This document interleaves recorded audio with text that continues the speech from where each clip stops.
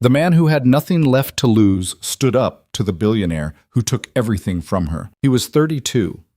A single father holding his daughter together with coffee and prayers he didn't believe in anymore.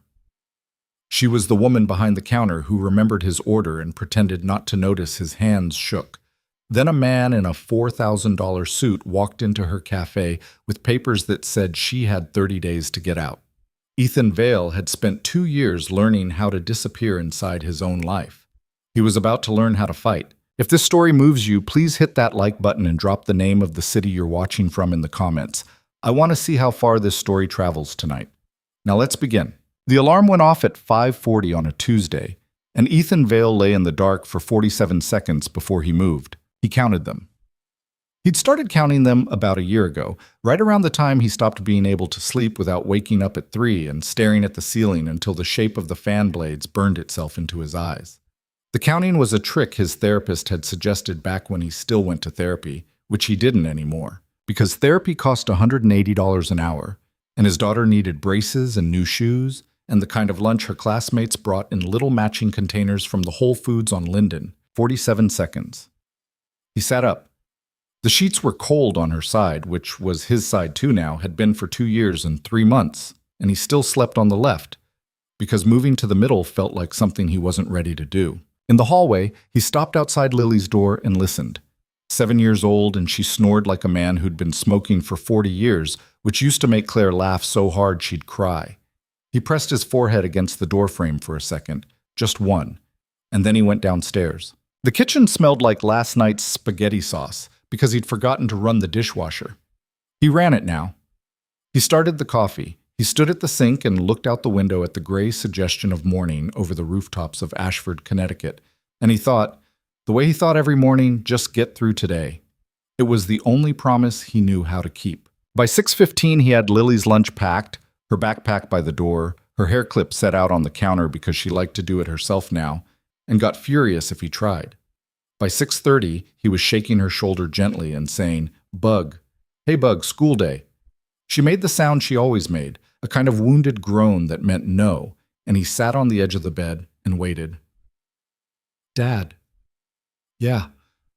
"Can I stay home?" "You cannot stay home." "My stomach hurts." "Your stomach hurt yesterday." "That's because it actually hurts, Dad. It's a chronic thing." He looked down at her. She had her mother's eyes and his mouth, and she was holding her stuffed rabbit by one ear, like she was deciding whether to take a hostage. "Chronic," he said. "I learned it in the word of the day. Your stomach is not chronic. Get up." "Dad." Up, teeth, pants, in that order. She rolled over and smashed her face into the pillow, and he let himself smile because she couldn't see it. That was the trick he'd figured out. You could let yourself feel everything as long as nobody saw. They left the house at 7:12. He dropped her at Ashford Elementary at 7:28, and she climbed out of the back seat with her pink backpack halfway off one shoulder and said, "Bye, love you," without looking back, and the words hit him the way they always did, like someone had flicked him in the chest. "Love you, Bug. I'll pick you up at 3. "I know. 3 o'clock. "Dad, I know." She was gone before he could say anything else, and he sat there with his hands on the wheel watching her disappear into the river of small, loud children, and then he pulled out of the drop-off lane and drove 2 blocks east to Heart and Hearth. The cafe had a green awning and a crack in the front window that Sienna had been meaning to fix for 6 months. The bell over the door rang the same way it had rung the first time he'd walked in, 22 months ago, on the worst morning of his life. The morning he'd come back from dropping Lily at school and realized he couldn't face going home to the house where Claire's coat still hung in the closet because he hadn't been able to bring himself to take it down. That first morning, he'd ordered a black coffee and sat in the corner and cried silently into a napkin for 11 minutes. Sienna had brought him a second cup without saying anything and put a blueberry muffin next to it and walked away. That was how it started. Now, 22 months later, she looked up from behind the counter and said, "Morning, Vale. You look like hell." "Good morning to you, too." "I'm serious. Did you sleep?" "I slept." "How many hours?" "Sienna." "How many?" He sighed. 4. "4 what?" 4 hours, Sienna, Jesus. She poured his coffee without asking. She was 26 years old, 5'4", with dark hair that she twisted up with a pencil when she was working and a laugh that was too loud for a woman her size. She wore a green apron with the Heart and Hearth logo on it, which she had designed herself, and she had a small scar on her left eyebrow that she'd gotten when she was 9 and fell off a bike, which he knew because she had told him once on a slow Tuesday afternoon, in the kind of voice people used when they were telling you something they'd never told anyone. She slid the coffee across the counter. "Drink that and eat something. I made those little egg things." "I'm not hungry." "Didn't ask." She set an egg cup in front of him on a small white plate. He looked at it. He looked at her. She looked right back at him with the expression she used on difficult customers, which was a kind of friendly immovability, and he picked up the fork. "There he is," she said. "You're bossy." "I'm a small business owner. It's in the job description." He ate. She watched him eat, pretending not to, moving around behind the counter, wiping things that were already clean. The cafe was mostly empty at this hour. The morning rush wouldn't start for another 20 minutes. There was an old man at the window table with a newspaper, and a younger woman at the two-top with a laptop and headphones. And that was it. "Where's the helper?" Ethan said. Marco called in, said his back. His back. His back. "How old is Marco?" 22. "His back." She grinned. "Exactly." He finished the egg cup. She took the plate away and refilled his coffee without being asked. He watched her hands, which were small and strong and had a burn scar along the side of the left one from an espresso machine accident when she was 19, and he thought, not for the first time and not for the 100th, that he didn't know how he'd gotten through the last 2 years without this place. Without her. He didn't let himself finish the thought. He never did. "Long day?" she said. "Quarterly review." "That's the one where your boss is an ass. That's every one of them." "Right." He stood up. He left a 10 on the counter for a $5 coffee and an egg cup she hadn't charged him for, the way he always did. And she rolled her eyes the way she always did and didn't pick it up until he was at the door. "Vale," he turned. "Eat lunch today. A real one." "Yes, ma'am." "I mean it." "I said yes, ma'am." She pointed at him with a pair of tongs. "If I find out you had vending machine pretzels again, I'm going to come to your office and make a scene." "You don't know where I work." "I'll find it." He believed her. He walked out into the cold November morning with a smile he didn't realize he was wearing and got in his car and drove to Kellerman Financial, where he spent the next 9 hours building spreadsheet models for a man named Doug, who called him Champ in a way that made Ethan want to walk into the parking lot and scream. He picked Lily up at 3:02. "You're late." "I'm 2 minutes late." "You said 3. It's 3:02. "Dad." "Get in the car, Bug."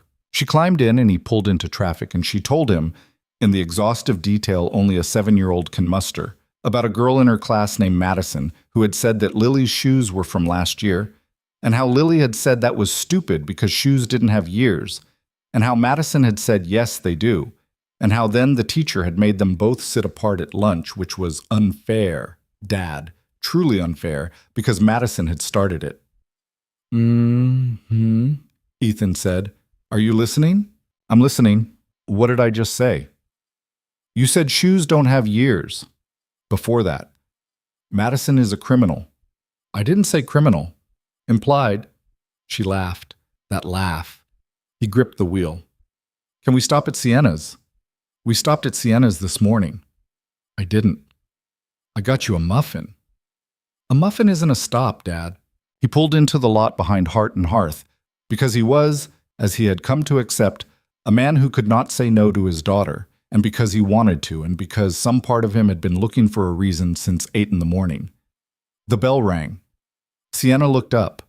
Her face did the thing it did when Lily walked in, a kind of lighting up that Ethan pretended not to notice because noticing it was dangerous. "Well, look who it is." "Madison is being mean to me," Lily announced. "Oh, no. She said my shoes are from last year." "Those are great shoes."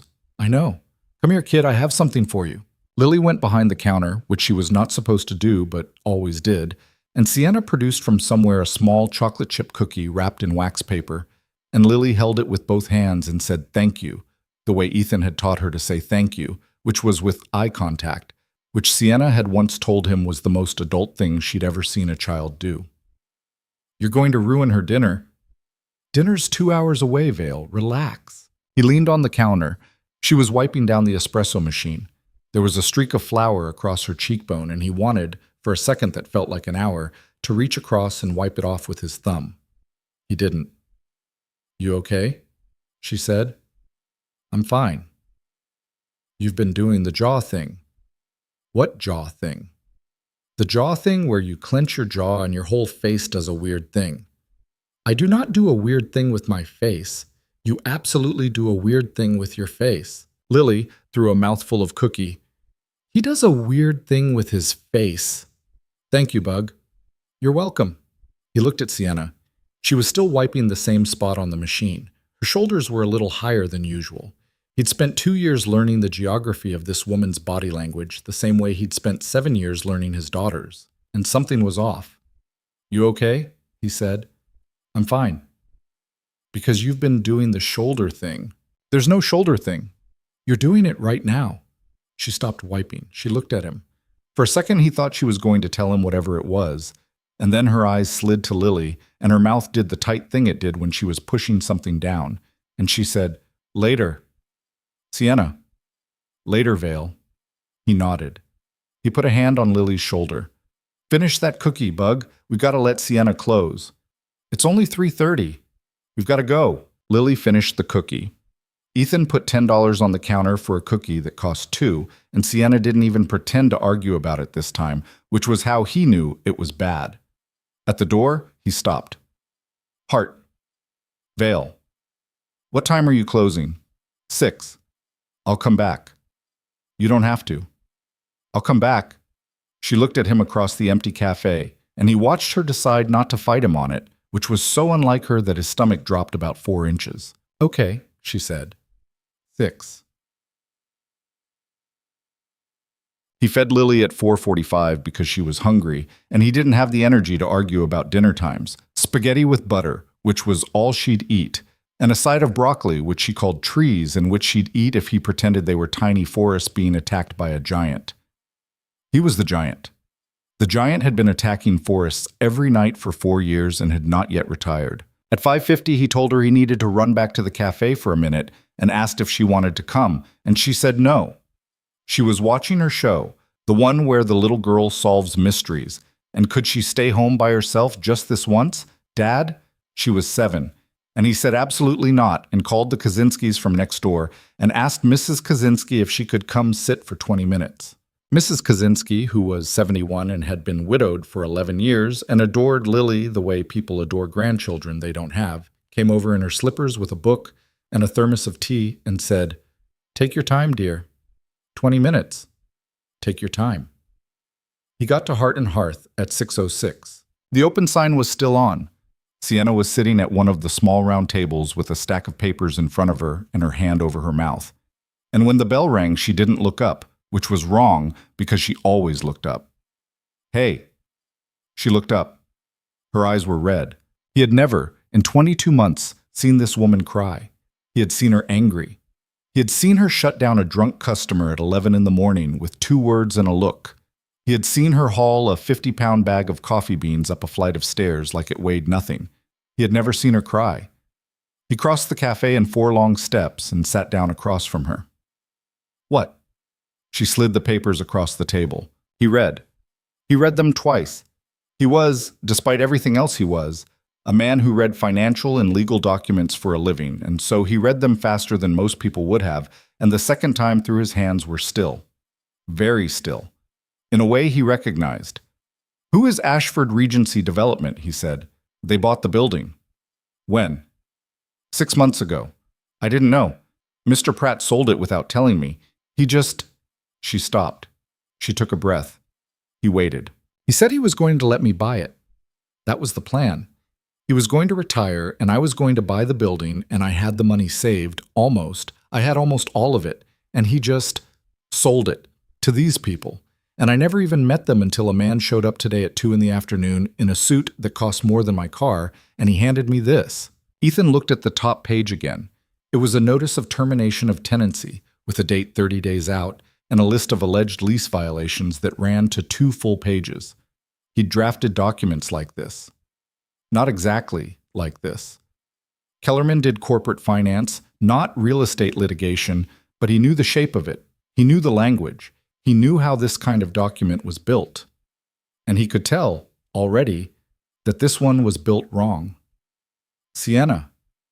What? Some of this isn't real. What do you mean? He tapped the paper. This clause. About the health code violations. It says you were cited in March and August. Were you? No, I've never been cited. Ever. And this. Unauthorized subletting. Have you sublet any part of this space? I rent out the back corner to Lena on Saturday mornings for her pastry class for like $80 a week, and that's not subletting. That's not subletting. That's not subletting. No. She put her hands flat on the table. Her fingers were trembling. He watched her notice that they were trembling and make them stop, which was a thing he had done himself many times and which broke his heart. There's more, she said. Show me. She pulled another document out from under the stack. A letter. Thick paper. Embossed letterhead. Marchetti Properties, LLC, with a cover letter signed V. Marchetti, Managing Principal. He came in himself, Sienna said. 2 weeks ago. I didn't know who he was then. He sat right there. She pointed to the window table. He had a latte. He told me the cafe was charming. He said he loved small neighborhood businesses. He gave me a business card and said if I ever thought about selling my lease rights, he'd give me a very fair number. How much? 40,000. Ethan looked at her. Sienna. What? This corner is worth at least 6 times that. I know. I said no. I said I wasn't selling. I said this place was everything to me. He smiled and he said, and I remember this exactly, he said, well, everyone has a price, Ms. Hart. We'll be in touch. And then today that man shows up with this. Ethan read the name again, V. Marchetti. He did not know Victor Marchetti personally. He knew of him. Everyone who lived in Ashford knew of him. Marchetti Properties had put up the glass tower on Willow Street and the shopping complex out by the highway and the condos on the river where a row of old brick warehouses used to stand. Victor Marchetti had a face that was in the local business magazine every other month, smiling in front of a new development with a shovel in his hand. Ethan had once heard a man at Kellerman call him a guy who gets things done. The tone of the man's voice when he'd said it. Ethan sat back. Sienna. I can't afford a lawyer, Vale. I looked at what this kind of thing costs. I have $10,000 in the bank, 10, and I was saving it for the building. And if I give it to a lawyer and I still lose, I have nothing. Hey, I have nothing. Hey, look at me. She looked at him. Her face, which he had seen in 100 different moods across 22 months, had never looked like this. Under the redness and the fear and the tightness of her jaw, there was something else, something raw. And he recognized it because he'd seen it in the mirror for months after Claire left. It was the face of a person who had just realized that the rules they thought they were living by did not apply to them. You don't need a lawyer yet, he said. Ethan, You don't need a lawyer yet. Listen to me. Some of these claims are false, right? You just told me. They're not just exaggerated. They're made up. The health code thing, the subletting thing, that's not sloppy. That's fabricated. And you can't fabricate that kind of thing in a legal document without leaving a trail. What does that mean?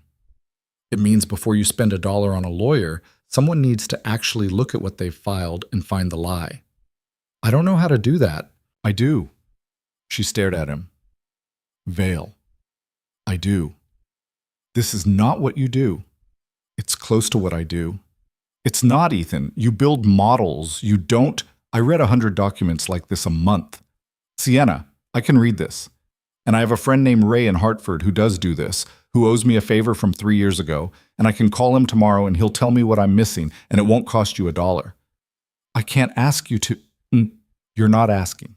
Ethan, you're not asking. She put her hand over her mouth. Her shoulders shook once, and then she got them under control. Why? She said. He almost answered her honestly. He felt the honest answer rise up in his chest the way it had been rising up for months, quietly, a little bit every week, and he felt it press against the back of his teeth, and then he swallowed it down the way he always did. Because you made me eat the egg cup, he said. She laughed, a wet, broken sound. She wiped her face with the back of her hand. You're an idiot, Vale. Been told worse. Thank you. Don't thank me yet.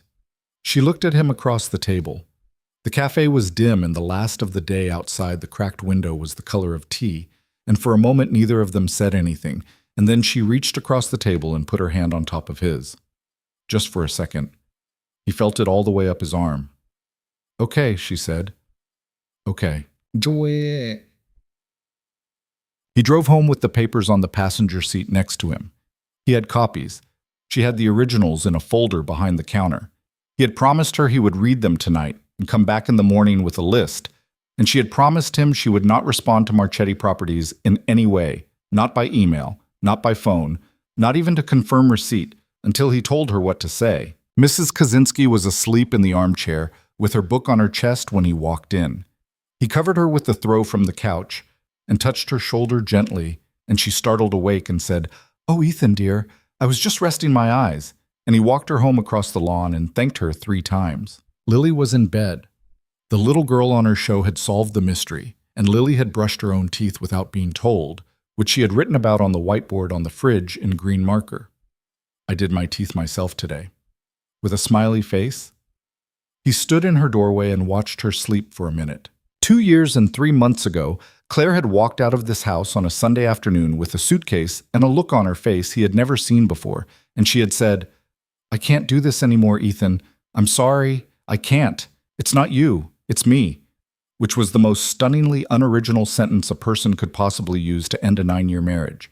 And she had driven away, and she had not come back. She sent Lily birthday cards. She sent child support that Ethan put in an account for Lily's college and did not touch. She called twice a year. He had not known that Sunday afternoon, standing on the front lawn with a 5-year-old who had just asked when mommy was coming home, that a person could survive that. He had survived it. He had survived it by becoming a man who did not need things, a man who did not want things, a man who got up at 5:40 and made lunches and built spreadsheets and came home and made dinner and read bedtime stories and went to bed alone and woke up at 3 in the morning and stared at the fan blades and did not, ever, let himself think about the fact that he was lonely. He closed Lily's door. He went down to the kitchen. He poured a glass of water he didn't drink. He laid the papers out on the kitchen table, and then he did what he had been trained to do, what he was good at, what he was better at than almost anyone he had ever worked with, which was this. He read. He read every page. He made notes in the margins in pencil. He cross-referenced the lease that Sienna had given him with the alleged violations. He went to his laptop and he pulled up the Connecticut Secretary of State website and he searched Ashford Regency Development and found nothing, because it didn't exist as a registered LLC in the state of Connecticut. He searched Marchetti Properties and found a long list of holdings. He searched the name Victor Marchetti and he read for 2 hours. A dry cleaner's in Brighton, a bookshop in Covington, a family-owned hardware store in Vernon. All 3, within the last 4 years, had closed or moved or gone bankrupt after what the local papers described, in careful phrasing, as lease disputes. 2 of the owners had sold their lease rights to Marchetti Properties for what he calculated were pennies on the dollar. The 3rd had sued and lost, and the court filings, which Ethan was able to pull up on the state judiciary website for free, showed a familiar pattern: fabricated violations, backdated inspection reports, a witness who later recanted, a settlement sealed by the judge. The 3rd owner, a man named Daniel Okafor, had closed his hardware store in September of last year. The article was on page 7 of the Vernon Register.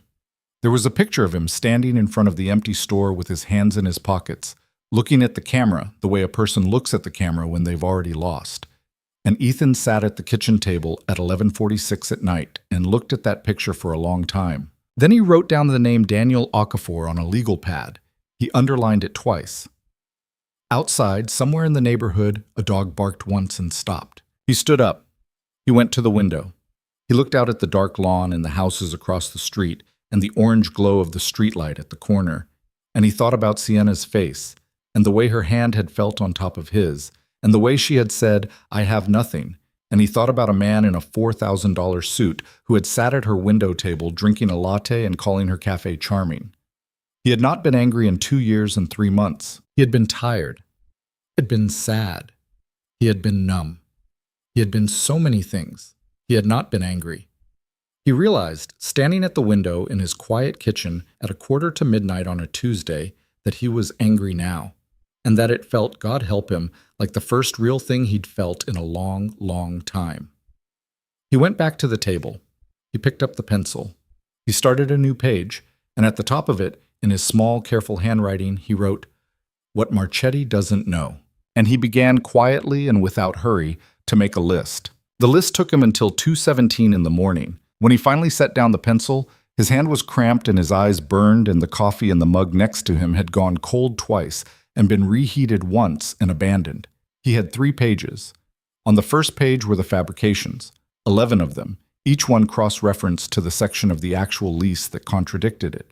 On the second page were the holes, the places where the Marchetti paperwork referenced inspections and reports and filings that, if Ethan's research was right, did not exist. On the third page was a single name, Daniel Okafor. He underlined it again and sat back and stared at the ceiling until he understood that he wasn't going to sleep tonight. Not really. And so he stood up and washed the coffee mug and turned off the kitchen light and went upstairs and lay down in his clothes and set the alarm for 5:40 and watched the fan blades again until it went off. Lily asked him at breakfast why his eyes looked weird. "They don't look weird. They look weird, Dad. They look like 2 Cheerios in a bowl of strawberry milk." "That's an extremely specific image. Thank you. I didn't sleep much. How come?" He stirred her oatmeal. "I was working on something. For work. For a friend." She considered this. "Sienna?" He looked at her. "What?" "You said friend. Sienna's our friend." "She is. So is it for Sienna?" "Yeah, it's for Sienna." "Okay." She went back to her oatmeal. "Can you tell her I drew her a picture? It's in my backpack. I was going to give it to her today, but I forgot." "What's it a picture of?" "It's a picture of her coffee place, but with a dragon on top." "Why's there a dragon on it?" "Because dragons are cool, Dad." "Fair enough." He dropped her off at 7:28. He sat in the drop-off lane after she got out and watched her walk toward the building with the pink backpack sliding down her shoulder and her hair clip crooked on the left side. And he took a breath that went all the way down to his stomach for the first time in a long time. Then he drove to the cafe. It was 7:40 when he walked in, and Sienna was already behind the counter with her apron on and her hair up, and she had clearly not slept either, because when she looked up, her smile came about a half-second too late. "Morning, Vale." "Morning. You look like Cheerios and strawberry milk." "What?" "Never mind. Your kid is funny." "She's not my kid. She's Lily's." "You know what I mean." He set the folder on the counter. He set his legal pad on top of it. She looked at the legal pad and then at him, and she didn't move. "I need coffee first," she said. "I need coffee too." I need to make coffee first before we do this. Can I make coffee first?" "Yes, Sienna." "Yeah. Breathe." She nodded. She pressed both hands flat on the counter. She closed her eyes for a second. Then she opened them, and she made 2 cups of coffee with the precise economy of a woman who had made 10,000 cups of coffee in this exact spot. And she brought them around to the little corner table by the cracked window and sat down across from him. And she put her hands around her cup and said, "Okay, talk." He talked. He went through the first page. He showed her the 11 fabrications. He explained, in the flat, even voice he used when he was briefing Doug at Kellerman on something Doug didn't want to hear, why each one was provably false. The health code violations that had never happened. The alleged subletting that was not subletting. The 2 noise complaints that were dated in the exact same week but filed from 2 different addresses that, when he'd looked them up, were both vacant lots. Vacant lots. Both of them. One on Sycamore, one on Pine. The complaints are signed resident, no names, just resident. Is that legal? It's not supposed to be, no. He went through the second page. He explained that Ashford Regency Development, the entity on the top of her termination notice, was not a registered company in the state of Connecticut, which meant one of 2 things. Either it was a shell that existed somewhere else, which he suspected, or it didn't exist at all, which would be stupid, and which he didn't suspect but couldn't rule out. He would have Ray look into it. Ray was good at finding shells. Who is Ray? Ray Fellows. He was a senior associate at a firm I used to do compliance work with before Kellerman. He does real estate litigation now. He's at a firm in Hartford. He's a good man. And he owes you a favor. He owes me a favor. From what? Ethan looked at her over the top of his coffee. A story for another time. Vale. Another time. She let it go. That was one of the things about her. She knew when to push and when to let a door stay closed. He had, over 22 months, come to feel about this quality of hers the way a person feels about a porch light that stays on all night. He put his hand on the third page. There's something else. Okay. His name is Daniel Okafor. He told her about the hardware store in Vernon. He told her about the dry cleaner in Brighton and the bookshop in Covington. He told her that 3 small businesses in 3 different towns within a 45-minute radius of Ashford had all, within the last 4 years, been destroyed by the same pattern of fabricated lease violations. 2 had sold out. 1 had fought. And lost, Sienna said. And lost. But he fought. Which means there's a public record. Which means there is somewhere a paper trail, and people who testified, and witnesses whose names are in court documents I can read, and a judge who sealed the settlement, which is a thing judges only do when somebody asks them to, and usually because somebody doesn't want the terms of that settlement to be known. She was staring at him. Vale. Yeah. You did all of this last night. Yeah. You slept? You said you slept. You said 4 hours. I slept a little. How much did you sleep? Sienna. How much? He thought about it. Maybe 90 minutes. She closed her eyes. You can't do this, she said. Do what? You can't do this. For me. You have a kid. You have a job. You cannot stay up all night reading court filings for a coffee shop, Ethan. That is not something a normal person does for a friend. That is, Sienna. Insane, Vale. That is actually insane behavior. I need you to... Sienna. Hear me when I say that I cannot let you... Heart. She stopped. He looked at her across the little round table. The cafe was starting to fill up behind her. A woman in scrubs had come in and was waiting at the counter.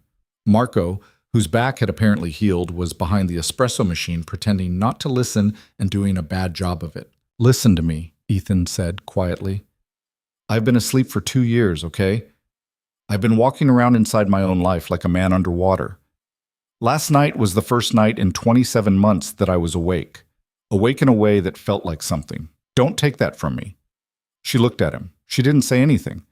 Please, he said. After a long moment, she nodded. Just once. She reached across the table and she put her hand on top of his the way she had last night. Only this time, she didn't take it away right away.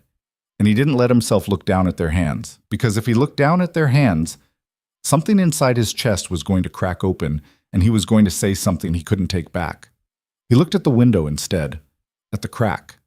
You need to fix that window, he said. I know. It's been 6 months. I know, Vale. I'll fix it.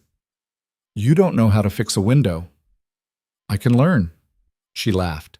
It was a small laugh, but it was a real one, and she took her hand back, and the moment passed, and the woman in scrubs at the counter cleared her throat meaningfully, and Sienna stood up and said, I'm coming, Janet, I'm coming. Give me a second. It's been a morning. And she went. Ethan sat at the little table for another minute with his legal pad and his cold coffee and watched her work. The way she moved, the way she called Janet by name and remembered that Janet liked oat milk, half a pump of vanilla, no foam. The way she laughed at something Janet said, and the way her whole face did it. He thought very clearly and very quietly, I am in trouble. Then he picked up his legal pad and his folder, and he left. Because if he sat there for one more minute, he was going to do something that would make everything more complicated, and everything was already complicated enough. He called Ray from the parking lot of Kellerman at 8:55. Ray picked up on the second ring. Vale. Vale. As I live and breathe, what do you want? Good morning, Ray. Nobody calls me at this hour unless they want something. You want something. I want something. Thought so. What? I need 15 minutes of your time, tonight if you can do it. There was a pause. Ethan could hear Ray exhale, the way Ray exhaled when he was eating a bagel, which he probably was, because Ray ate bagels at his desk the way other people breathed air. This about work. Not my work, a friend's thing. Friend's thing. Real estate, termination of tenancy, fabricated violations, Guy named Victor Marchetti. Another pause. This one was different. Ethan. Yeah. Marchetti. Yeah. Is your friend a small business? Yeah. Ray was quiet for a long time. Ethan stood in the parking lot with the phone to his ear and watched a man in the next row over drop his coffee on the asphalt and say, "God damn it," loud enough to hear through the phone. "Come to Hartford," Ray said. "Tonight, 7. Don't bring the paperwork on email. Bring it on paper. You remember the address?" "I remember." 7, Vale. "I'll be there." "And Ethan?" "Yeah." "This is not a favor. You understand me?" "Ray, this is not a favor. I will take this one. For free. Because this is the second call I've gotten this year about this man, and I do not like what I'm hearing, and if I help you put a brick on top of him, I'm going to sleep better at night. Do you hear me?" "I hear you." 7 o'clock. The line went dead. Ethan stood in the parking lot for a second. The cold air bit at the back of his neck. A plastic bag skated across the asphalt in front of him and caught itself in the bumper of somebody's pickup. The second call this year. He got in his car. He sat for a minute before he went inside. The day at Kellerman went the way every day at Kellerman went. He built a model. He got yelled at by Doug, who called him champ 3 times and Bud once. He ate a sandwich at his desk. He left at 5:15, which was 4 minutes earlier than he usually left, and he stopped at the Kaczynskis on the way home and asked Mrs. Kaczynski if she could sit with Lily from 6 to 9. 3 hours, dear? I'll pay you. Ethan Vale, if you try to pay me, I will smack you with a wooden spoon. Mrs. Kaczynski, 3 hours, take 4, take 5. That child is the best company I have all week. He kissed her on the cheek, which he had never done before and which surprised them both, and he went home. Lily was at the kitchen table with her homework spread out around her and the stuffed rabbit sitting in the chair beside her like a study partner. "Hi, Bug." "Dad, look, I got 100 on the spelling test." "Let me see." She showed him. At the top of the page in green marker was the grade, and underneath it, in the teacher's handwriting, "Beautiful work, Lily." He put his hand on top of her head and kept it there for a second longer than he usually did. "That's great, Bug." "Can we put it on the fridge?" "Absolutely." "Above the whiteboard or below the whiteboard?" "You pick." "Above." "Above it is." He made her mac and cheese for dinner because he had a meeting in Hartford and Mrs. Kaczynski would feed her dessert, and he told her he had to go see a man about Sienna's coffee shop, and Lily looked up from her bowl and said, very seriously, "Are you fixing it?" "Fixing what?" "Sienna's place. She said something bad happened." He set his fork down. "She told you that?" "She didn't say bad. She said she had a hard day. When I was there yesterday. She said she was tired, but I could tell." "You could tell?" "I could tell, Dad." He looked at his daughter. She was 7 years old and she was eating mac and cheese with one hand and holding the stuffed rabbit's paw with the other, and she had just read a room better than most adults he knew. "Yeah, Bug," he said. "I'm trying to fix it." "Good." "Good?" "Sienna's nice. She gives me cookies that aren't from a package." "That's a high compliment." "Mm-hmm." He left at 6:10. Mrs. Kaczynski was in the kitchen already, pulling out the ingredients for cinnamon toast, which she had determined at some point in the last year was the superior bedtime snack and which Lily had adopted as gospel. He kissed the top of Lily's head. He told her to be good. He got in his car and drove to Hartford. What? Ray Fellows' office was on the 11th floor of a building that looked like every other building in downtown Hartford, which was to say it was made mostly of glass and had a coffee stand in the lobby run by a man who hated his job. Ethan rode the elevator up with a woman in a navy suit who was crying silently and pretending not to be, and he looked at the numbers above the door and gave her her privacy. Ray was waiting in the lobby of the firm. He was 61, balding, shorter than Ethan by half a head, and built like a man who had been a high school wrestler 40 years ago and had not stopped being that man in his own mind. He gave Ethan a handshake that crushed 2 knuckles. "You lost weight." "Hi, Ray." "You look like hell, son." "Everybody keeps telling me that." "Come on." He took Ethan back to a corner office that was small but had a good window. There was a desk buried in paper. There were 3 framed pictures on the wall behind the desk, all of them of the same two dogs at different stages of life. Ray sat down and gestured for Ethan to sit, and took off his glasses and rubbed his eyes and put his glasses back on and said, "Show me." Ethan laid it out. The termination notice, the lease, the 3 pages of notes. He walked Ray through the 11 fabrications. He showed Ray the shell entity. He told Ray about Daniel Okafor and the hardware store in Vernon and the sealed settlement. Ray listened without interrupting. He held up one finger, once, to slow Ethan down on a technical point. Otherwise, he was quiet. He made small marks in the margins of Ethan's notes with a pen that he pulled out of his shirt pocket and then clipped back in. When Ethan finished, Ray leaned back in his chair and looked at the ceiling for maybe 20 seconds. Then he said, "You're right about all of it." "Okay.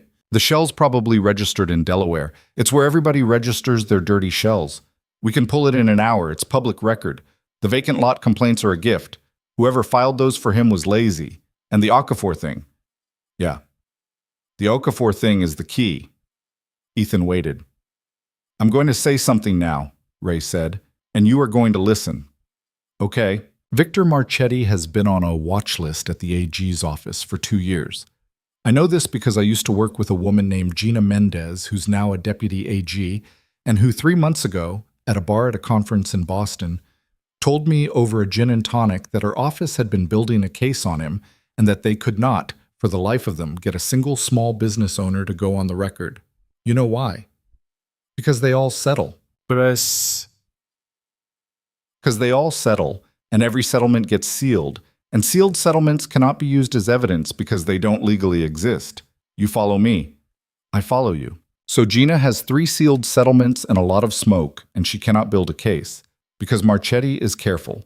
He doesn't threaten anybody in writing. He doesn't send goons. He just sends paper and a man in a suit. And he waits them out. Because all of these people are running on 18-hour days and $20,000 in the bank, and they cannot afford to fight a man who has an in-house legal department. Ray leaned forward. "Your friend," he said, "is about to be number 4. "Yeah. Unless something is different this time." "Okay. The thing that has to be different this time is that your friend has to not settle." Ethan was quiet. "I know," Ray said. "I know what I'm asking. I'm asking a woman who runs a coffee shop to go up against a man with $100 million. I'm asking her to not take the 50 grand he's going to offer her next week, which is going to feel like a fortune to her, and to sit in a courtroom and testify in public. And I am asking her to do this knowing that it is going to be the worst 6 months of her life." "I hear you. If she does it, Ethan, if she holds, I can put her in front of Gina Mendez inside a week. And if Gina has one live witness who's willing to stay live, Marchetti's whole thing comes apart, because every one of those other settlements opens back up. Every one. Because you can't seal fraud once it's out in the open." "Okay. And I will represent her pro bono. My partners owe me favors too. I will fight this one." Ethan looked at him. "Why?" Ray took off his glasses again. He set them on the desk. He rubbed the bridge of his nose. "I grew up in a neighborhood," he said, "where a man named Stavros Metaxas ran a diner. For 43 years. Nobody in that neighborhood went hungry because Stavros would feed you for free if you were broke. When I was 12 years old, my father lost his job for 8 months, and Stavros fed my whole family 3 nights a week. You understand?" "Yeah." In 2006, a developer, not Marchetti, another one, same species, took Stavros's building. Same kind of paperwork, same kind of pressure. I was a second-year associate at a big firm, and I did not help. I didn't know how to help. I was 26 years old, and I was scared of my own billing partner, and Stavros closed the diner, and he died 8 months later at 71 of what the doctor called a heart attack, and what his daughter told me at the funeral was a broken heart. You hear me? "I hear you. I've been waiting 20 years for this phone call, Ethan." Ethan didn't say anything. "So," Ray said, and he put his glasses back on, and his voice was normal again. "You tell your friend. You tell her what's at stake. You tell her what it costs. And if she says yes, you bring her to me on Saturday morning, 9 o'clock, my office, and we start." "I'll tell her." "And Ethan?" "Yeah. She has to say yes on her own. You understand me. This has to be her decision. You don't push her. You lay it out. You give her the night. You don't push her." "I won't push her." "Good." Ethan stood up. He gathered the papers. At the door, he stopped. Ray? Yeah. Thank you. Don't thank me yet. This is going to be ugly, son.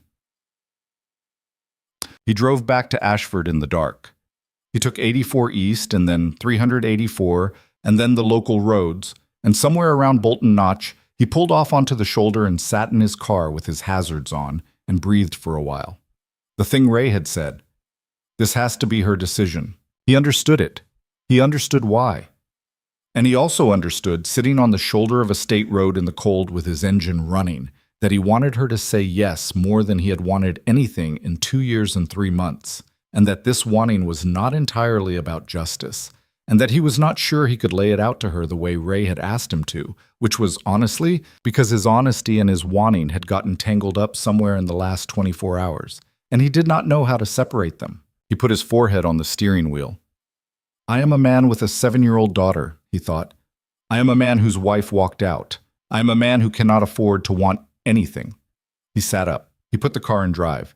He got back on the road. He got to the cafe at 9:07. The lights were still on.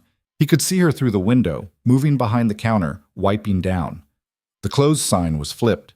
He tapped on the glass and she looked up and her face did the thing and she came to the door and unlocked it. You drove to Hartford. I drove to Hartford. Come in. Sit down. I made soup. I had soup left from dinner. Do you want soup? Did you eat? Sienna. What? Sit down. She sat down. He told her everything. He told her about Ray.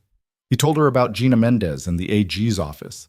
He told her about the 3 sealed settlements. He told her about what it would mean to say yes, and what it would cost, and how long it would take. He told her about Stavros Metaxas and the diner, which he did not have to tell her, but which he told her anyway because he thought she should know that Ray was a real person with real reasons. He told her that Ray would work for free. He told her that the decision had to be hers. He did not tell her, though it was all he wanted to tell her, that he was afraid. That he was afraid of what saying yes was going to do to her, and that he was afraid of what saying no was going to do to her, and that he was afraid of the 6 months ahead no matter what she chose, and that he was most afraid of the small, still voice in his own chest that was telling him, every time she looked at him across this little round table, that he had been wrong about what he could and could not afford to want. When he finished, she was quiet for a long time. She looked at her hands. She looked at the cracked window. She looked at the closed sign on the door. She looked back at him. What would you do? She said. Sienna. I'm asking, Vale. Ray said I can't tell you what to do. I'm not asking what you think I should do. I'm asking what you would do. If it was your thing. He thought about it. I would fight. Why? Because I'm tired of losing things, he said. And he didn't realize how much was in that sentence until he heard it come out of his mouth, and her face changed, and she looked at him the way she had never looked at him before, and he had to look away. She reached across the table. She put her hand on his jaw. Just her palm, just for a second, the way a person touches something breakable. She turned his face back toward her. Vale, she said. Yeah. Look at me. He looked at her. I'm going to do it, she said. I'm going to say yes. And I want you to hear me say it now so that there is no confusion, okay? So that 3 weeks from now, when it's ugly and I'm scared and I'm crying in the walk-in, I cannot say that I didn't know what I was getting into. Okay? Look at me. I'm saying yes. Sienna. Yes. You should sleep on it. I'm not going to sleep on it, Vale. I'm going to say yes, and then I'm going to sleep, and I'm going to wake up tomorrow, and I'm still going to be saying yes. I'm not a person who changes my mind. I know you're not. So. Her hand was still on his jaw. Neither of them had moved. She was looking at him and he was looking at her, and somewhere in the kitchen a timer went off and neither of them did anything about it. She took her hand away, slowly, like it cost her something. Go home, she said. Okay. Go home to your kid. Saturday, Ray's office, 9 o'clock. I'll be there. I'll come with you. I know. He stood up. He put his coat on. At the door he stopped. He didn't turn around. Sienna? Yeah? I'm not going to let anything happen to you. There was a long pause behind him, and then her voice, smaller than he'd ever heard it. I know, Vale. He let himself out. He stood on the sidewalk under the streetlight for a second with his hands in his pockets and his breath coming out in white. He thought about Ray saying, "This is going to be ugly, son," and he thought about Sienna's face, and he thought about what he had just promised her. And he understood, standing there in the cold with the cracked window glowing behind him like a lantern, that he had meant it. Oh. At home, Mrs. Kaczynski was asleep in the armchair again, and Lily was also asleep, on the couch, with her head on Mrs. Kaczynski's lap and the stuffed rabbit on her chest. The television was on low. Some cooking show. The two of them breathing softly in the blue light of the screen. He stood in the doorway and looked at them for a minute. Then he woke Mrs. Kaczynski gently. He thanked her. He walked her home. He came back and carried his daughter upstairs, her head against his shoulder and her hair smelling like the strawberry shampoo she'd picked out at the drugstore, and he laid her down in her bed and pulled the comforter up under her chin. "Dad." "Hey, Bug, go back to sleep." "Did you fix it?" "I'm fixing it." "Good." She was asleep again before he finished pulling the door shut. Downstairs, he put his jacket on the hook and he stood in the dark kitchen for a minute, not moving, not turning on the light. He could see, faintly, the 3 pages of notes still sitting on the kitchen table from last night. He could see his own reflection in the window over the sink, a tall shape in a dark room. He thought about the call he was going to have to make to Doug at Kellerman, because he was going to need to take some days over the next 6 months, and Doug was going to be a son of a bitch about it. He thought about Lily and about what he was going to tell her. He thought about Ray and about Gina Mendez and about a man named Victor Marchetti, who right now was probably sitting in a house bigger than Ethan's whole block and was probably not thinking about a woman named Sienna Hart at all. That's going to change, Ethan thought. He took off his shoes. He went upstairs. He lay down on top of the covers in his clothes for the second night in a row. He did not watch the fan. He closed his eyes, and for the first time in a very long time, he fell asleep inside of 5 minutes, and he slept straight through until the alarm went off at 5:40. And when he opened his eyes in the gray light of a Thursday morning in late November in Ashford, Connecticut, he understood, without counting the seconds, that something in his life had turned a corner in the night and that there was no turning it back. He got up. He went downstairs. He started the coffee. The conversation with Doug happened at 9:45 on Thursday morning in Doug's corner office, with Doug in his usual posture, which was leaning back in his chair with his hands laced behind his head and his belt visible under the lower hem of a shirt that was always one size too small. 6 months. Not 6 months off, Doug. Flexibility over 6 months, some afternoons, possibly a couple of full days. I'll make up the hours. You'll make up the hours. Yes. On nights and weekends. Yes. Why? Ethan had thought about this for 90 minutes in the car. He had landed on a version of the truth that was true but incomplete, which was the only kind of truth he was good at telling to men like Doug. A friend of mine is involved in a legal situation. I'm helping her with the documentation. Her. Yes. Doug smiled. He had a smile that a certain kind of man deployed in a certain kind of moment, and Ethan watched it arrive on Doug's face now like watching a slow-moving vehicle you couldn't get out of the way of. Vale, you dog. It's not like that. Sure. Doug. Sure, champ, whatever you say. It's not like that. Nope. 6 months of flexibility for a friend. A female friend. Legal situation? Not a thing. Got it. Ethan did not react. He had learned over 7 years at Kellerman that reacting to Doug was like feeding a raccoon and that it only led to more raccoons. So, can I do it? Can you do it? Doug. Doug leaned forward. The chair creaked. He put both hands flat on the desk. The smile was still there, but something behind it had shifted, and Ethan recognized the shift because it was the shift Doug's face did when Doug was about to say no in a way that he thought was going to be fun. Here's the thing, champ. Okay. You are up for senior analyst in March. You know this. I know. Which means for the next 4 months, the person looking at your file is going to be asking, is this a guy who puts his head down, or is this a guy who has outside distractions? And I am the person writing the note that goes with that file. And I am now being told that my guy has a lady friend who has a legal thing, which is frankly the kind of note I do not enjoy writing. I'm not done. Ethan, shut up. So what I'm going to do, Doug said, is I am going to say yes because I am a generous man. I am going to let you have your flexibility. And then in March, When the file comes around and you ask me why you didn't get the promotion, I am going to say, Ethan, I gave you what you asked for, and what you asked for had a cost, and you knew that when you asked. And we are going to shake hands and be adults about it. Yeah. Yeah. Yeah, champ? Yeah, Doug. Good. Ethan stood up. At the door, Doug said without looking up, Also Vale? Yeah. I hope she's worth it. Ethan did not turn around. He said, She's not what this is about. And he closed the door behind him, harder than he meant to. In the hallway, he stood for a second with his hand still on the knob. A woman from compliance he didn't know well walked past him carrying a stack of folders. She gave him a small, sympathetic nod, the kind people in this building gave each other when they had both just been through the same weather. He went back to his desk. He sat down. He did not open his laptop for 3 minutes. He thought about the raise that had been coming in March. He thought about Lily's braces, which the orthodontist had told him they would need to start on in 18 months. He thought about the college account that was not growing as fast as he wanted it to. He thought about what Claire, if Claire still lived in this house, would have said to him if he had come home on a Thursday night and told her he had just walked away from a promotion for a woman who owned a coffee shop. He thought about Sienna's hand on his jaw. He opened his laptop.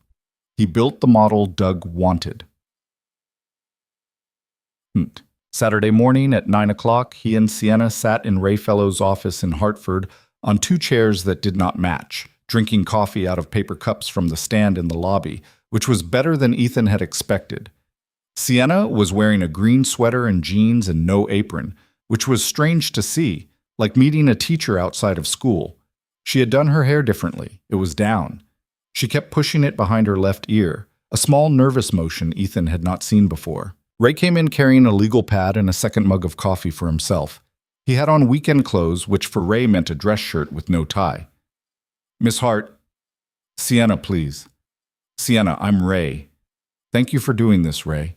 Don't thank me yet. He sat down across from them. Here's what we're going to do today. I'm going to ask you questions for about 2 hours. Some of them are going to be dumb. Some of them are going to feel personal. All of them have a reason.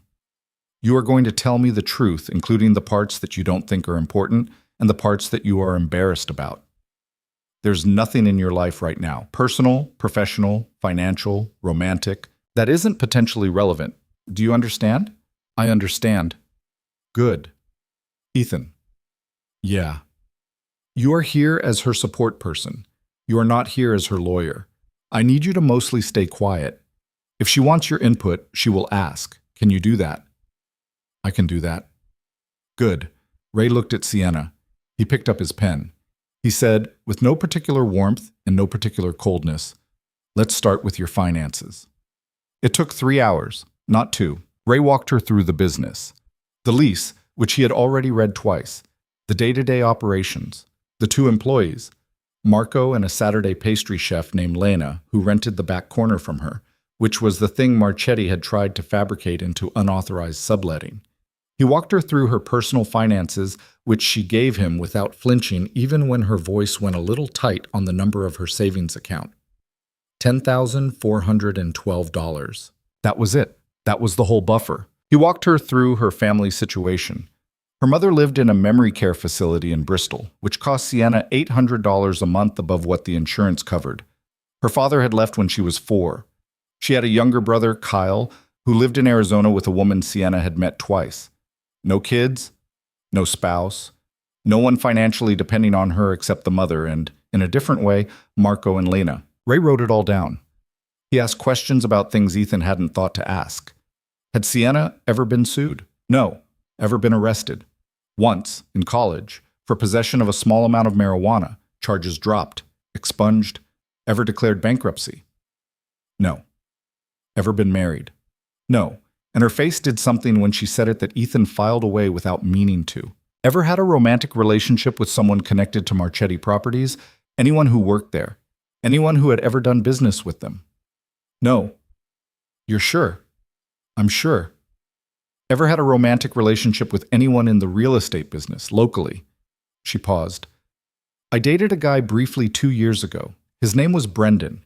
He was a commercial broker. I don't think he was connected to Marchetti. Don't think or no?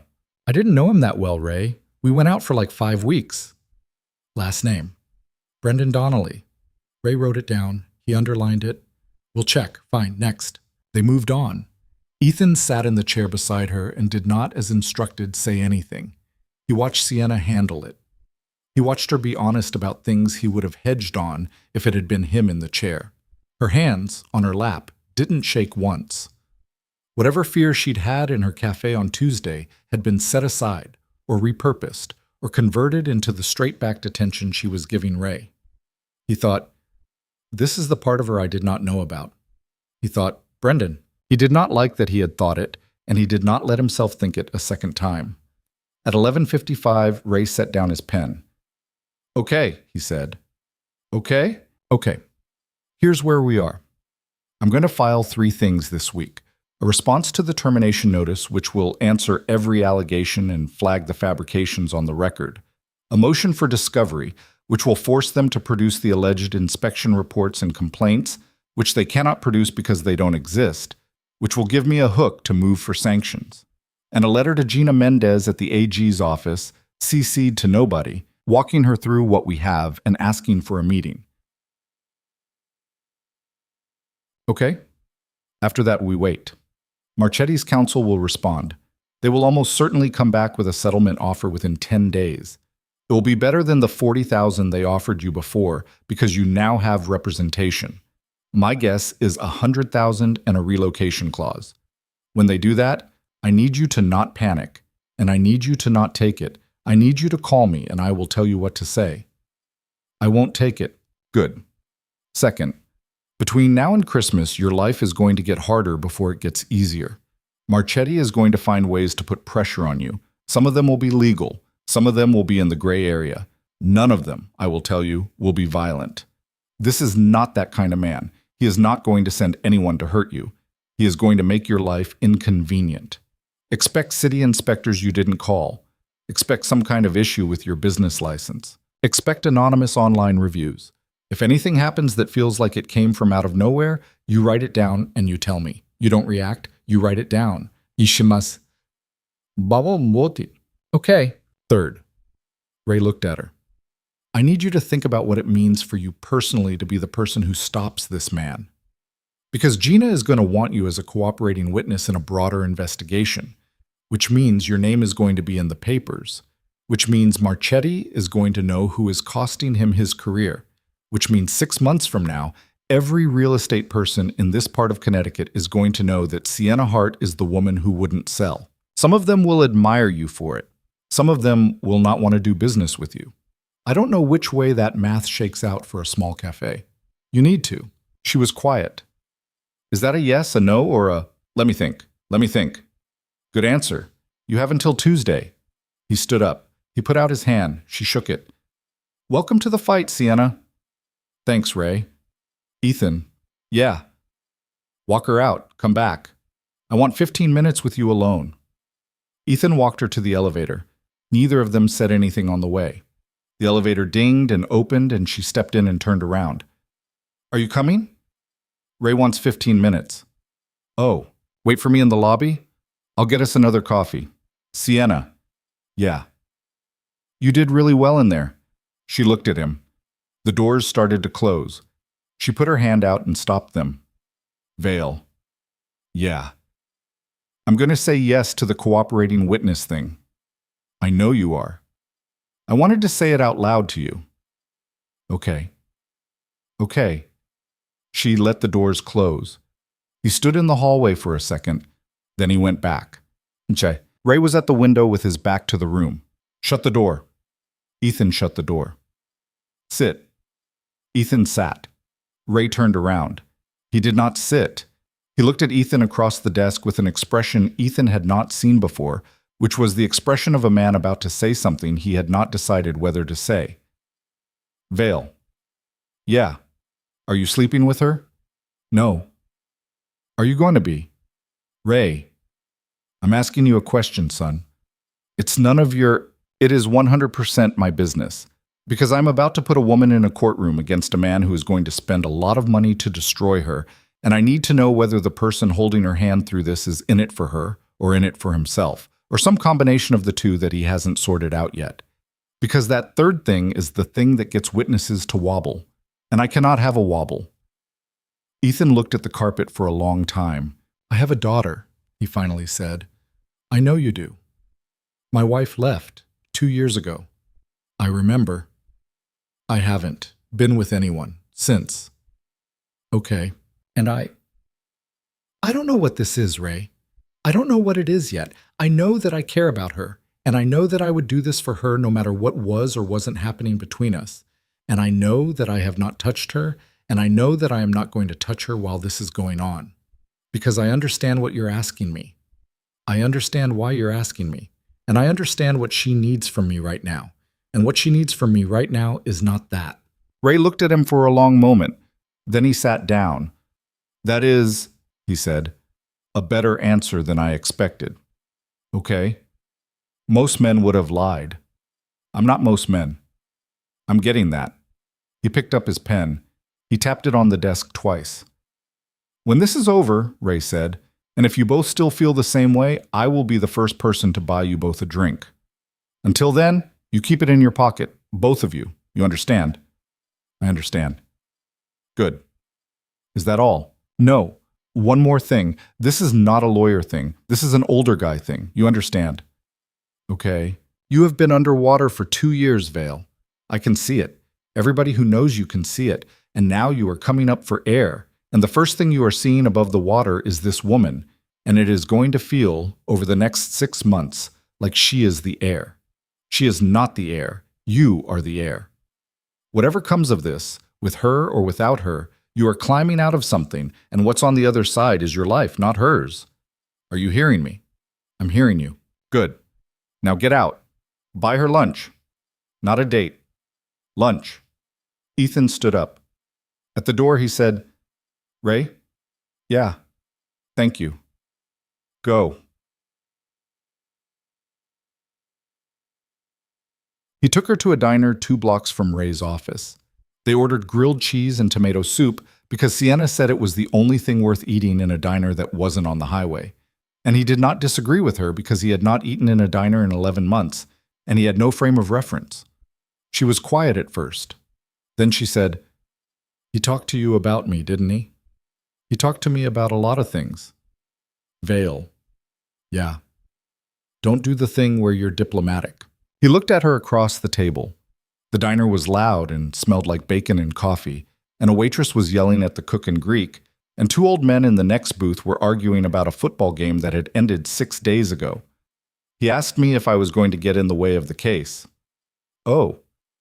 And I told him I wasn't. "Okay." And he told me to buy you lunch. "Here we are?" "Here we are." She stirred her soup. She didn't look up.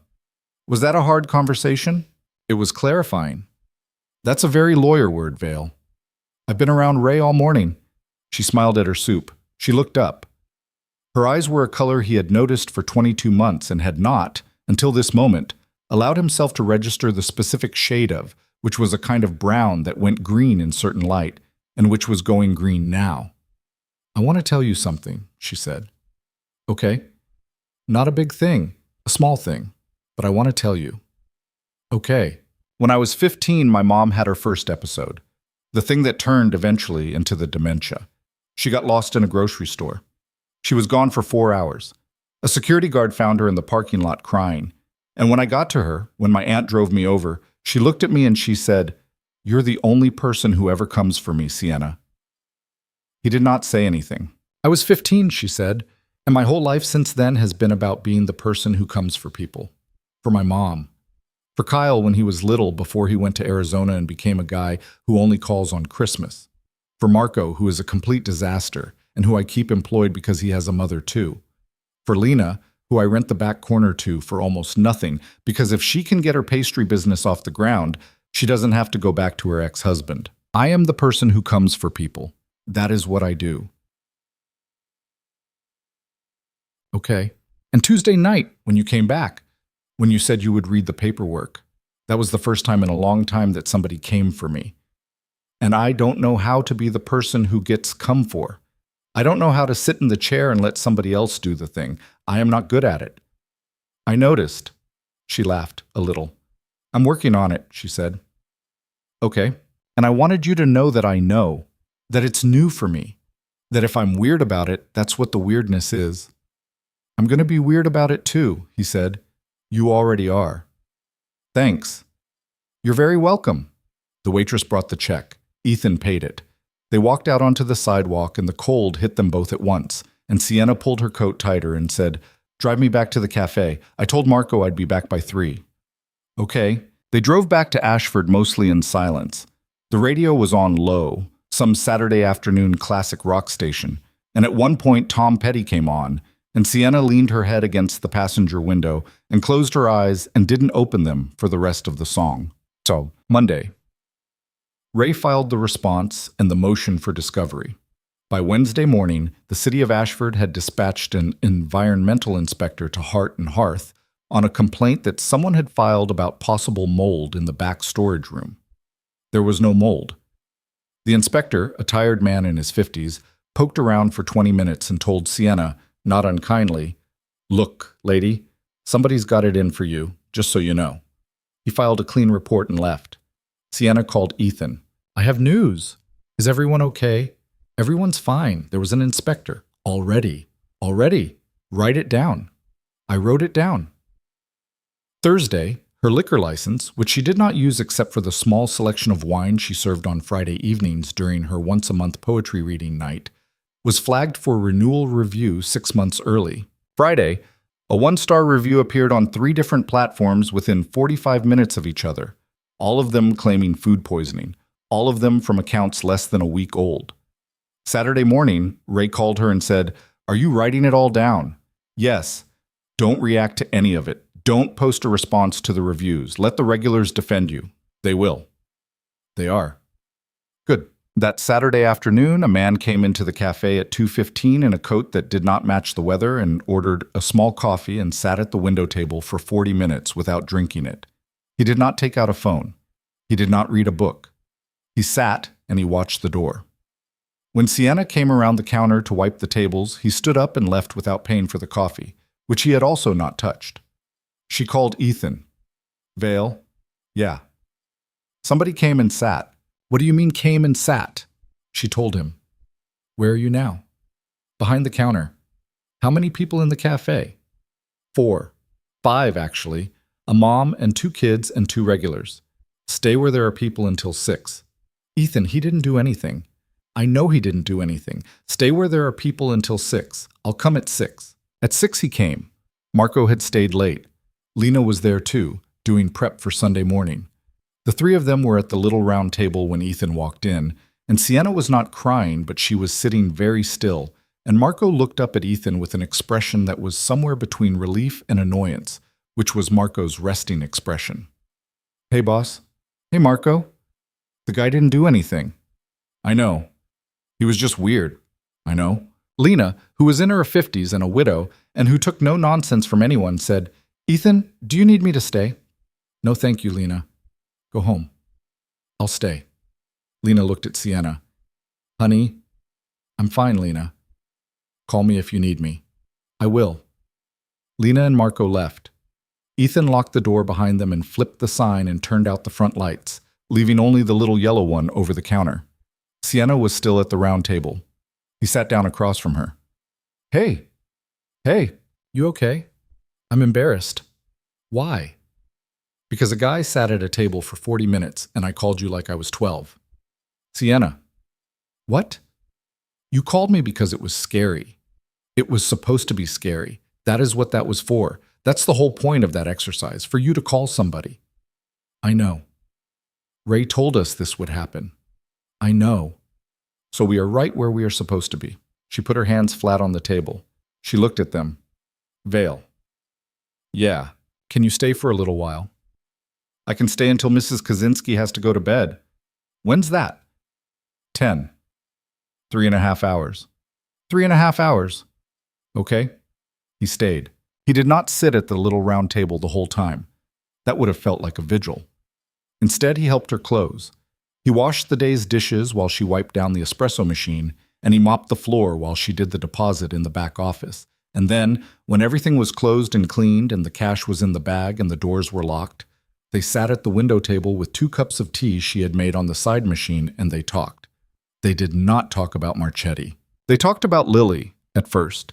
She told him about the dragon picture, which Lily had in fact finally delivered on Wednesday and which Sienna had tacked up on the little bulletin board by the register.